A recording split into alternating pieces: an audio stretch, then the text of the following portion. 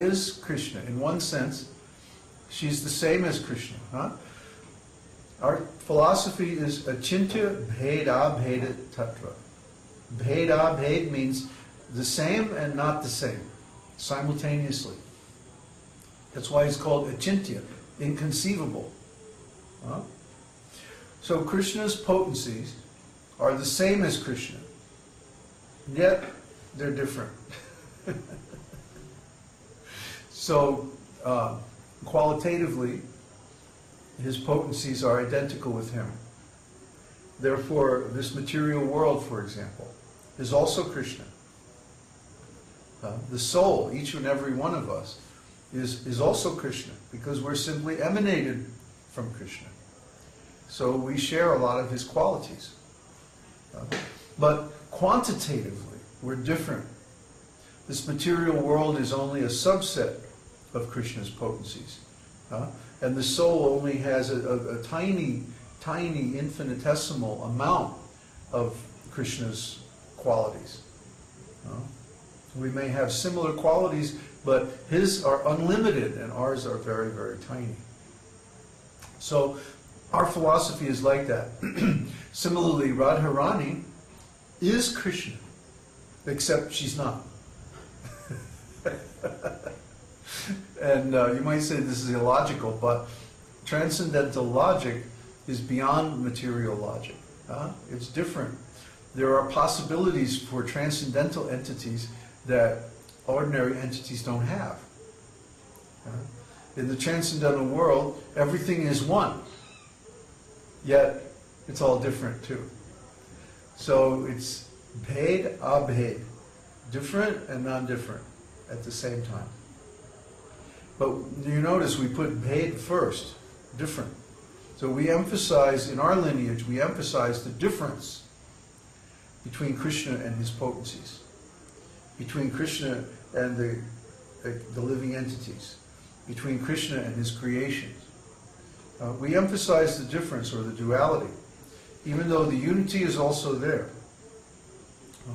Because when people put too much emphasis on the unity, this becomes monism. It's all one. And when people get into that mood, they lose the discrimination to see the differences. Even though Krishna and his potencies are one, yet there's tremendous differences between Krishna and his potencies. We have to see both. We have to see the unity of everything and also the differences. So Radharani is the same as Krishna, but she's different. Another question from Swati. Why was Krishna separated from Radharani for so long?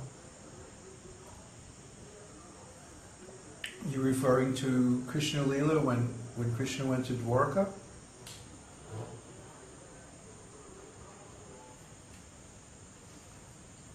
Yes. Okay. He actually wasn't separated.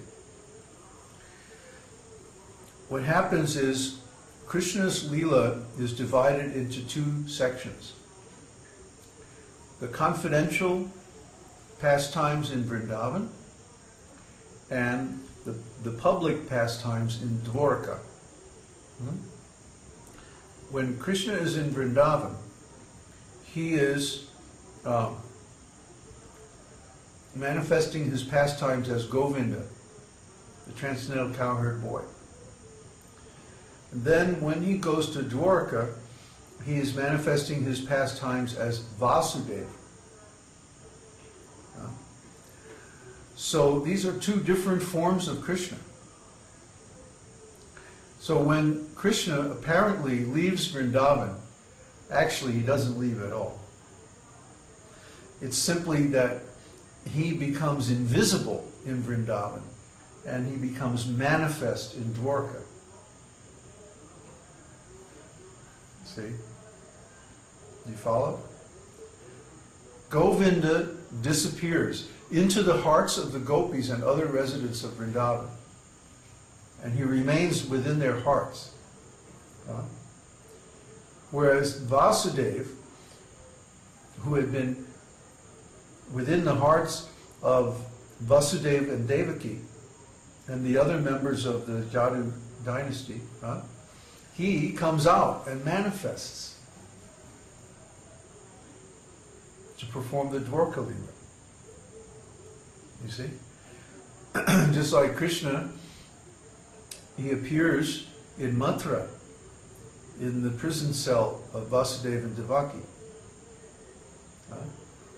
And then he apparently disappears and goes to Vraj and manifests his Govinda pastime. And then he apparently disappears from Vraja and he manifests in Dwarka as Vasudeva. See? I thought that Radharani and Krishna met after Kurukshetra. No. After 100 years. Oh, after Kurukshetra. Yeah, they did. But that story is very revealing.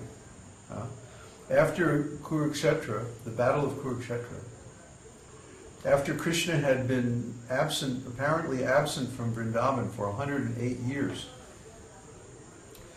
there was a big sacrifice held at Kurukshetra on the occasion of a solar eclipse. And this is a very far out, hair-raising, blood-curdling story. Well, of course, I'm not going to tell the whole thing. But anyway, so after this long, long separation where apparently Radha couldn't see Krishna outside herself, all the residents of Vrindavan came to Kurukshetra and all the Jadu dynasty also came. Because they were all related, to perform a ceremony, a Shraddha ceremony for all the relatives killed in the Battle of Kurukshetra.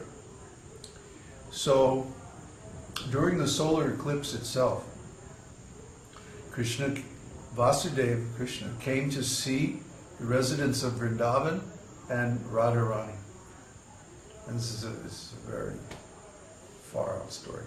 Well, if you've ever been in a solar eclipse, you know, it's like a really far out, weird mood, right? And so during this time of the total solar eclipse, Krishna came to meet Radharani. And Radharani is like a mad woman, you know, she's like out there after all this years of separation, right? And so Krishna comes dressed as a great king, you know. And Radharani is going, "Who is this imposter? Huh? This is not Krishna. I don't know him. Get him out of here." And Krishna is like, but. And the gopis say, "No, come on, what's that?" So they take Krishna and they take off all his royal robes and helmet and sword and all this stuff, and then they dress him up like a cowherd boy, give him a flute. And then he comes and Radha said, "Oh yes, this is my Krishna. Where have you been?"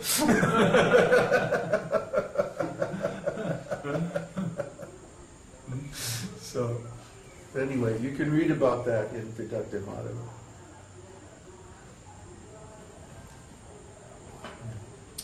So, any more questions? Is there also a connection between that pastime and Lord Jagannath's travel? No, that's a whole different thing. It's a whole different thing. Lord Jagannath, the Rath Yatra celebration is about Krishna in Dwarka going back to Vrindavan. Krishna always wants to go back to Vrindavan. I mean, he doesn't feel at home in Dwarka. He feels that, I'm in the wrong place. I don't really belong here. He always wants to go back to Vraja. So he apparently gets sick, and he has to go back for some kind of treatment to recover. So then on this pretext, Lord Jagannath, Baladev, and Subhadra, their sister, they all get on chariots and they go back to Vraja. And this is the Rath Yatra festival. The Rath Yatra festival, in the Rath Yatra festival, they come out of the temple and they get on these big chariots, and then all their devotees pull the chariots down the beach to Gundicha. And then in the Gundicha temple, Lord Jagannath is like in seclusion. He doesn't see anybody except the Savaras. The Savaras are the local native people who serve him for the 2 weeks that he's there at Gundicha. And they're similar to the residents of Braja because they're more simple, they're not so cultured and cultivated like the regular pandas that serve him in the temple. Then finally, after 2 weeks, the goddess of fortune gets on a chariot and goes to Gundicha, and she has her soldiers beat up all of the Savaras and say, "Come in, you tell Krishna, get himself home," back to Dwarka. So then he appears to be henpecked by the goddess of fortune, and he comes back.